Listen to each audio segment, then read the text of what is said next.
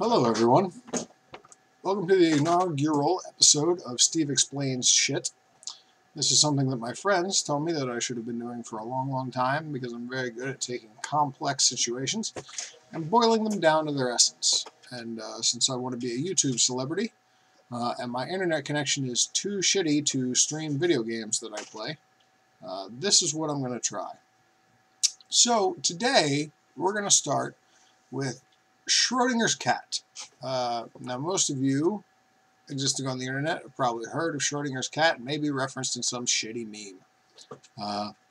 Schrödinger's cat is a famous thought experiment done by a scientist named Schrödinger. I should mention that I'm about 7 beers deep and plan on being every time I do one of these. 7 beers, 4 whiskeys, somewhere in that range.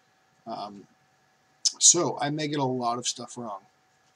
Regardless, a physicist, his name was Schrödinger, was trying to explain quantum mechanics.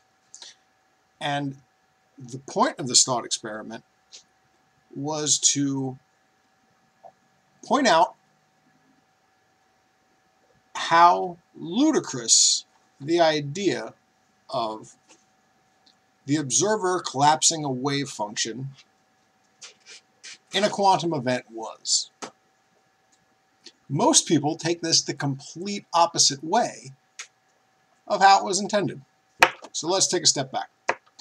So in quantum physics, there are some who believe that everything exists in every possible state until an observer actually observes whatever it is. So an electron is in every single position that the electron could possibly be until you actually look at the electron, and then it's in a place because you have collapsed its wave function of probability into one singular point where it has to exist. Now, this makes a lot of equations and stuff work, but realistically, when you think about it, it doesn't make a lot of sense because an electron can't actually be in one place.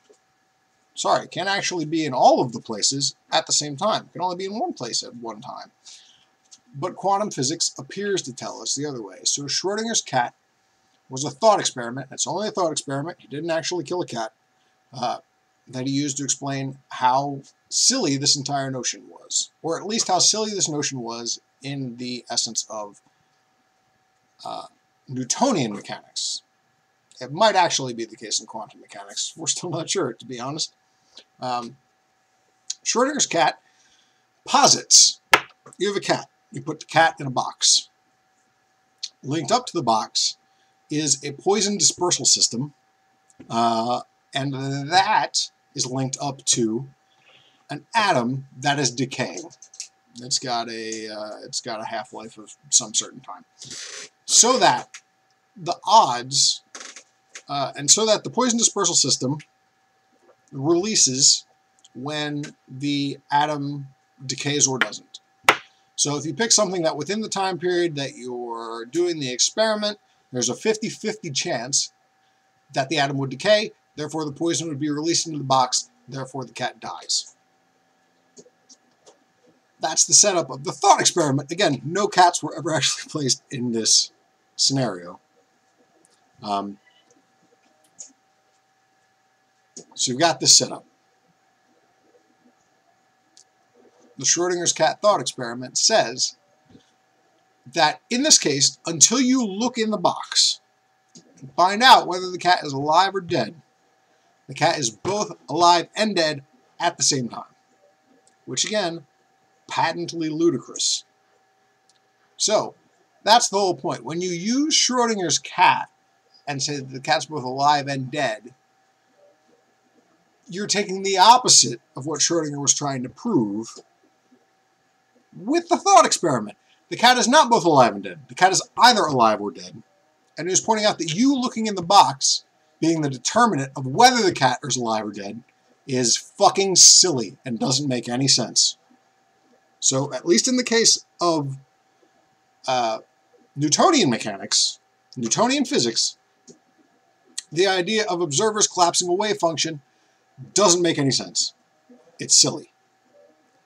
Now, the other way you can look at this is through the many worlds interpretation of quantum physics, which says that Every single outcome of a particle's quantum wave function exists in a separate universe. And the only thing that separates those universes is the actual position or the place on the wave function of that particle.